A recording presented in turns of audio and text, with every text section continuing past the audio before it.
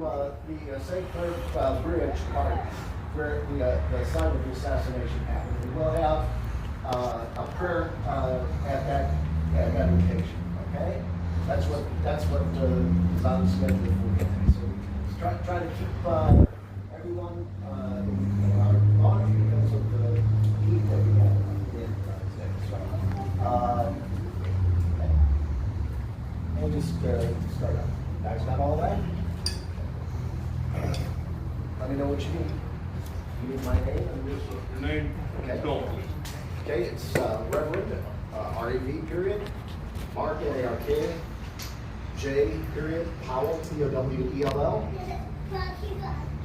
I'm the Chief Executive Officer of God Says AllLivesMatter.com. And for more information about that organization, let's go to the website. Moving forward. Very active. A lot of people have joined, especially in the past few days, because of a conversation that I had on Convex. And a lot more people will join.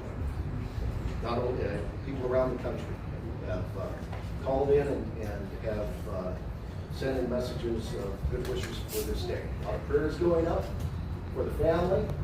A lot of prayers going out for the family all around the country today. All around the country. They're praying for us right now. So they remember Jessica as we remember Jessica. And the family is going to share the personal side of Jessica and why this has an impact upon the entire Indianapolis community. Why it's important for the people of Indianapolis to help find the assassin that assassinated her on the morning of July 5th. It's almost been 3 weeks, and we have gotten no movement on finding the perpetrator and perpetrators who assisted this assassin in the dark of the night to get away. So we're going to be calling upon the FBI to get involved in this case. They should have been involved in it day one. This is a hate crime, no doubt about it. She said all lives matter. Somebody from Black Lives Matter said Black Lives Matter, Black Lives Matter, Black Lives Matter. She said all lives. She had the right to say that. That right was taken away from her when the assassin cowardly sniped and shot her in the head from a bridge. This cannot be tolerated in this city or any city. So we thank you and the media for giving us this assistance in trying to, as soon as possible, start the wheels of justice for Jessica, and that will be a godly thing. So I'll introduce a number of folks that like to speak to you today. Of course, start with Jessica's mother.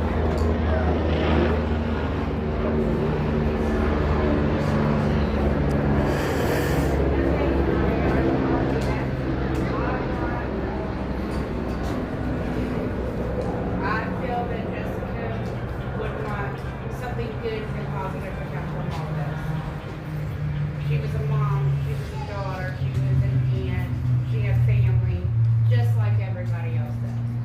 I don't believe any word is worth somebody taking their life.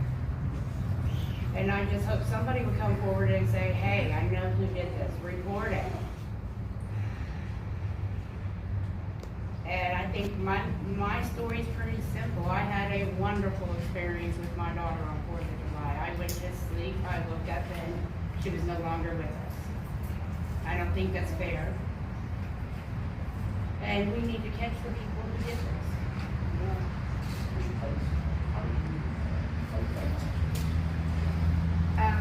Jose had called me and told me she was shot. And then I chased the hospital game where I was finally connected with IMPD, who got me in contact with the coroner.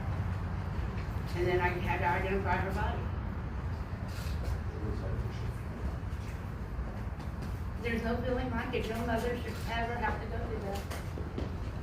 We expect to bury our parents. We expect to bury our grandparents.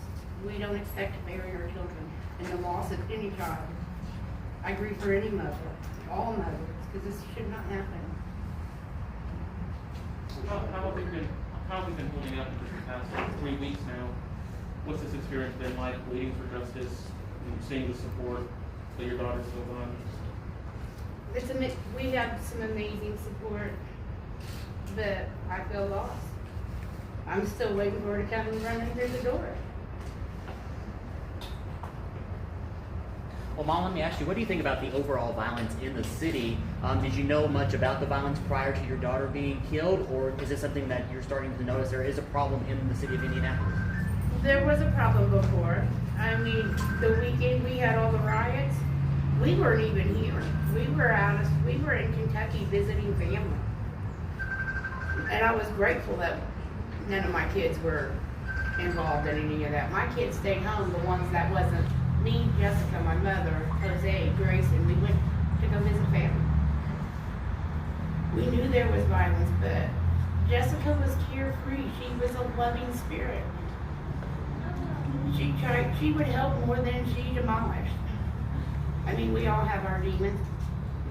Growing up, she was an amazing child. We went through what all families go through. I mean, she didn't have an easy life. She had her trials, she had her struggles, but she always overcome them.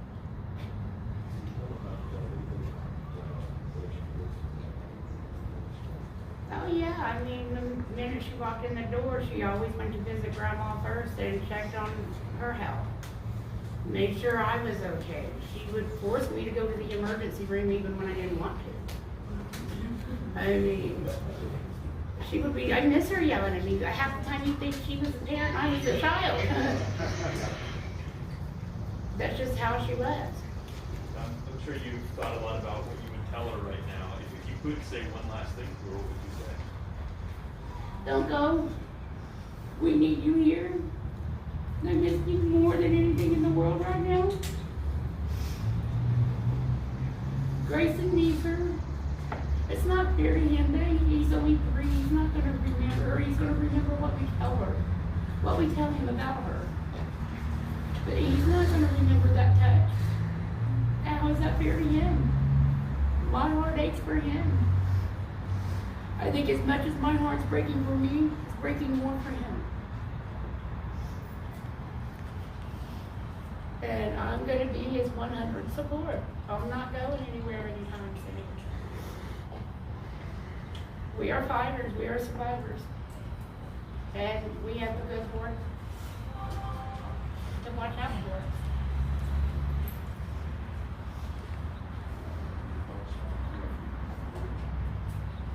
I think if the FBI needs to get involved, then get involved. Let's find this person. I mean, I don't want her to go in an unsolved case. I want her till her family. Any other questions?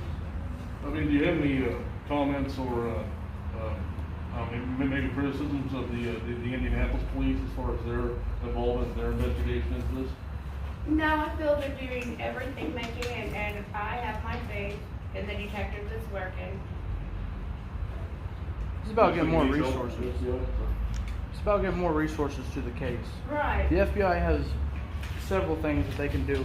They can start by checking all these business cameras. You can chat next, okay? We'll get Cody up next.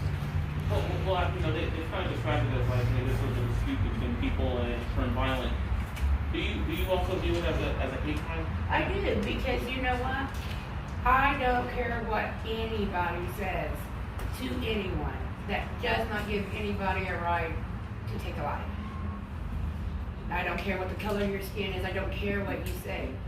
You as a person have a choice to pull a trigger or not pull a trigger. So once you decide to pull that trigger, that's a hate crime to me. I don't care if the guy was white, black, Asian, Mexican, I don't care. Color doesn't mean nothing. And Jessica felt that way too.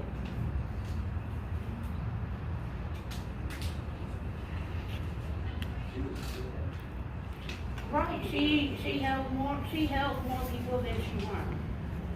She was a CNA. She even comforted one of her patient's daughters. When her patient passed away, she stood by her daughter's side and all through the funeral while they laid her mom to rest. Jessica was right there with her. Because Jessica had been the next closest person to her because she took care of her.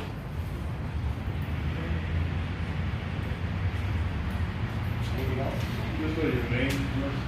My name's Arlena Doty, Can you spell it for us, please? ARLENA, Doty, DOTY. Anybody else?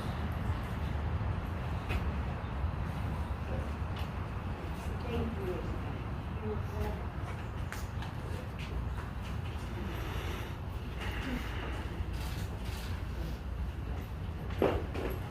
Now I'd like to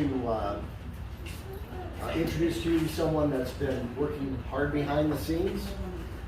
A young man that has a deep passion for justice and was one of the first to do something to support the family and to support this cause of justice here in this community. I'd like to introduce you to Cody Bishop from Justice for Jessica. Cody, come forward.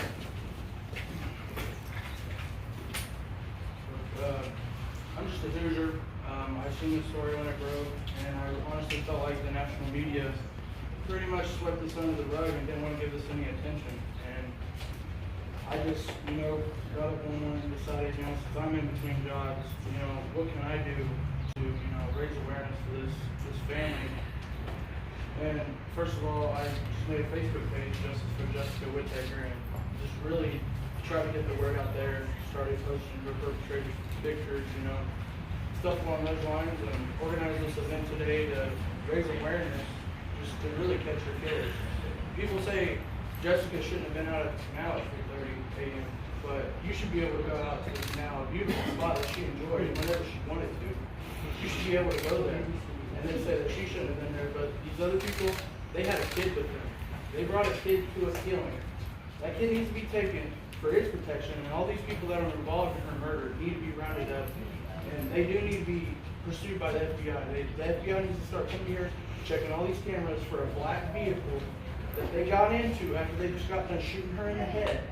She drove left off of St. Clair, where the killing happened, in a dark vehicle. How about we start checking all these buildings, get the FBI can push those warrants through in a timely manner.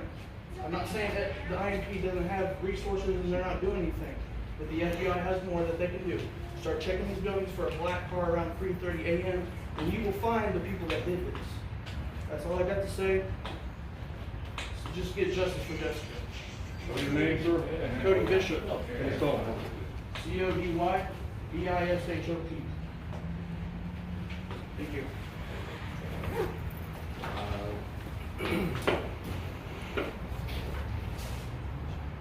Jessica loved Jose, and Jose loved Jessica. And so you can only imagine what it would have been like to be with the person that you love, that you were planning to spend the rest of your life with. A person that was just 24 years old, and you would think that you would have 50, 60 years to be together. And that dream was cut down on July 5th. Jose's niece is here, and she'd like to say a few words today. So, just start your name, your full name, mention that one.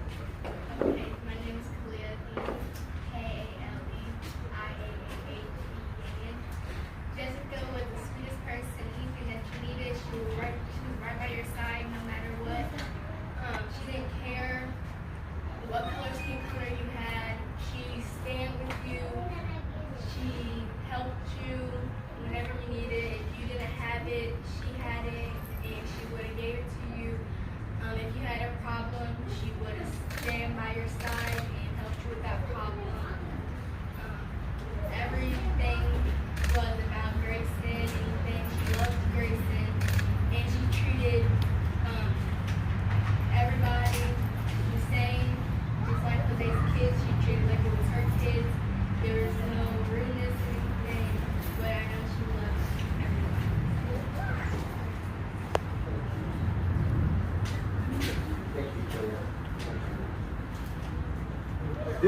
assassination of Jessica Doty Whitaker has affected this entire community.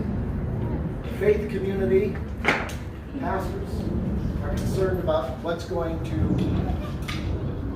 occur in our community if we do not get justice for Jessica. And I'm proud to welcome a brother pastor, Peter. We're all from Day Spring Baptist Church. Peter, if you just give the spelling of your name and have your statement. Peter Ball, that's B-A-U-G-H, pastor of Day Spring Baptist Church, Central Indiana, that's in Chicago. We're meeting here today because of injustice, because of inhumanity, man's inhumanity to man. We're meeting here today in a time where there's tremendous outrage against injustice. And all across the country, people from every walk of life, every conceivable category of ethnicity, of social status, economic status, educational status, people from every category of life are outraged, it seems, over one thing or another. And there are so many causes today that people are responding to, and they're rallying around these causes. Now, I did not know Jessica personally. I came to be aware of the situation after the fact. I never had the chance to meet Jessica. I'm not able to speak in the same way family members can speak concerning their memories of Jessica and their experiences with her. But I do believe that injustice must be confronted, and that people do have a responsibility to rise in the face of injustice. And so I want to look at this by paralleling the time that we live in with another time long ago. Almost 2,000 years ago now, it was a time of unspeakable barbarity, cruelty. This was a time when it was actually public sport for people to assemble together in an arena, in a coliseum, and to watch men murder one another as entertainment. They would assemble together, the gladiators would rush into the arena, and they would murder one another in the arena, and the people in the crowd would howl with excitement. They would cheer and they would roar as they saw these people killing one another.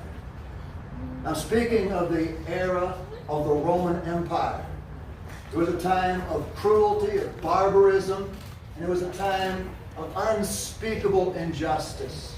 At that time, when people throughout the continent of Europe and the Middle East, and parts of Africa were being oppressed mercilessly by the Roman Empire, a man appeared from the northern regions of Palestine, a little category, a little place called Galilee, and he began communicating a message that began to capture the attention of others. He did not communicate a message with the backing of wealthy, influential donors. There were no big financial backers that came, but there was something different about this individual from Nazareth that captivated audiences, and people began to respond to the message this man had.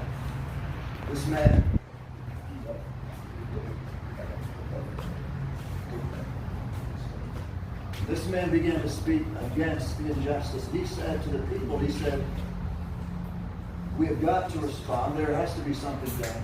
But the solution is not to counter violence with violence or injustice with more injustice. He even said that when somebody comes, when your enemy comes and you're being persecuted and they smite you on the cheek, turn the other cheek. But he said this, let your light so shine before men that men may see your good works glorify a Father in heaven. Because the glory of God changes this world. Thank you. Thank you, brother. And I'd like to bring forward Jose's daughter, Cindy.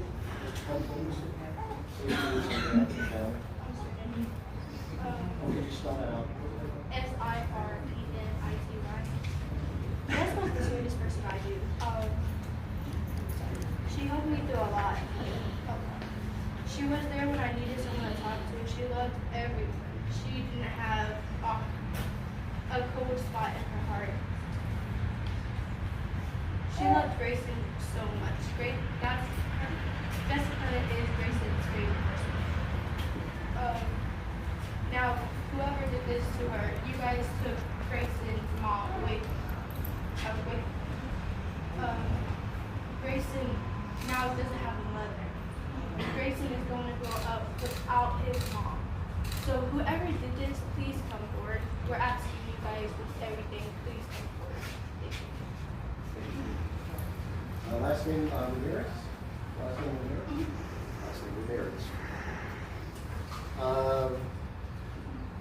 I'd just like to speak here just for a few moments, and then we're going to go and gather at the site where she was assassinated. Again, I think to echo what Cody said, is the reason we want the FBI involved in this as a hate crime is that he then can be prosecuted. Those people that were associated with the getaway can be prosecuted federally by the U.S. Attorney. And that, I believe, is necessary. It's a federal offense. And then there would be the Federal Code of Justice would be involved. That's what we need. That's what we want. And we're going to make a formal request of both Senator Braun and Senator Young on Monday. That's going to be done on Monday. And we expect to have a quick response from their office as they talk to Director Ray about getting this done immediately. 8,903 days. 8,903 days. That's how long Jessica Doty Whitaker was on this earth. We all have a time in God's perfect time. And while it may seem too short, it is God's perfect time. We have to believe that. And we have a God that can make lemonade out of lemons.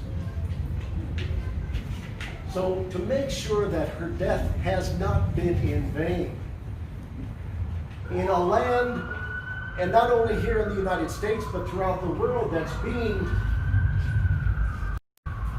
ripped apart by riots from a group that calls itself Black Lives Matter. Where is Patrice Cullors? Where is Alicia Garza? Where is Opal Tometi? Where is their apology? Where is their condolence to this family?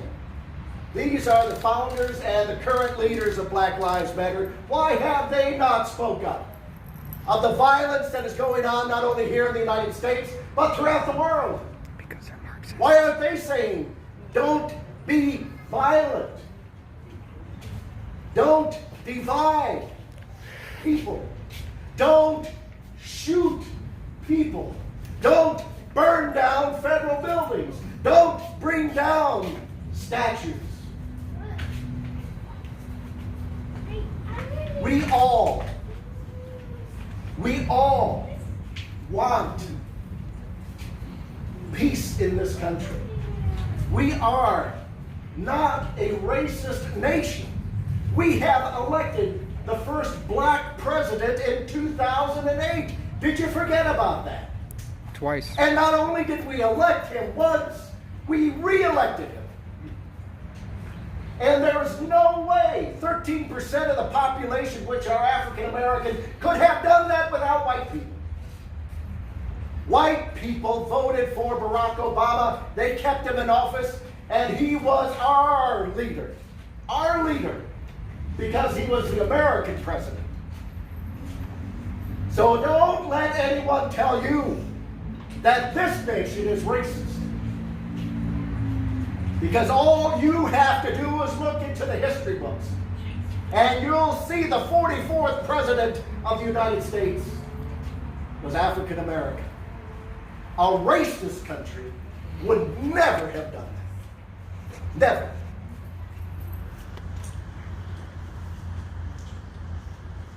$8,903 days is all Jessica Doty Whitaker got to experience of this life. July 5th was moving day for Jessica. She had everything that she needed. She didn't need a U-Haul truck. She did not need to pack up any boxes. She had the love of God on her, and she had the love for God and all of her family members in her heart.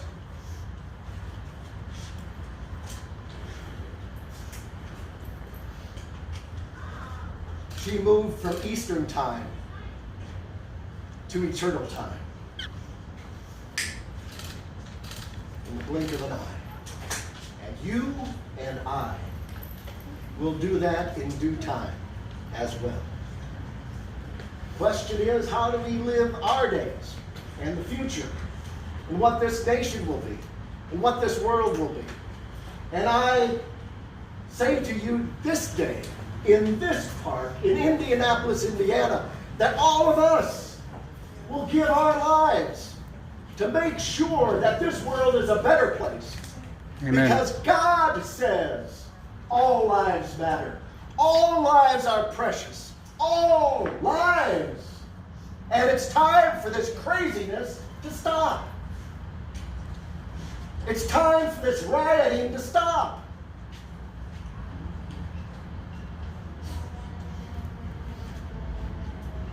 So we come here together today to celebrate Jessica's life, a life well lived. We come to say goodbye to her body, but not to her spirit. We come to say goodbye to her mind, but not to her dreams, for her family, for her son. She'll never get the opportunity to see him graduate from kindergarten,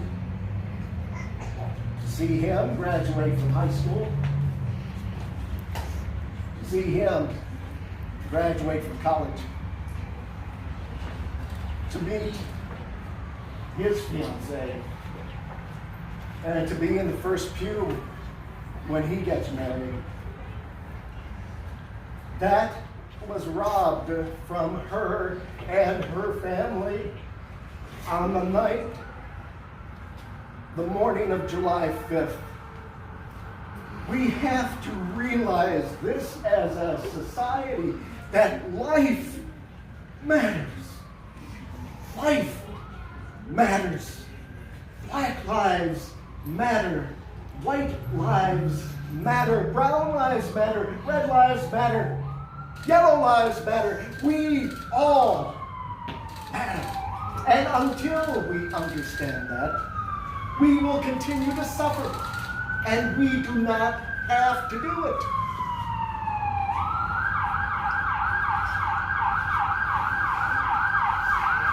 Say goodbye to her voice, about her vision of how this life should be lived. We come to say goodbye to her hands, the hands that help so many elderly. But we do not say goodbye to her good works. We will continue her good works. Grayson will continue her good works. We come here to say goodbye to her human heart, but not to her love. And so we could pray the prayer that Jesus taught us to pray, using trespass and trespasses. Our Father, who art in heaven, hallowed be thy name. Thy kingdom come, thy will be done, on earth as it is in heaven. Give us this day our daily bread, and forgive us our trespasses, as we forgive those who trespass against us. And lead us not into temptation, but deliver us from the evil one. For thine is the kingdom, and the power, and the glory, forever and ever. Amen, amen, amen. Amen. Amen.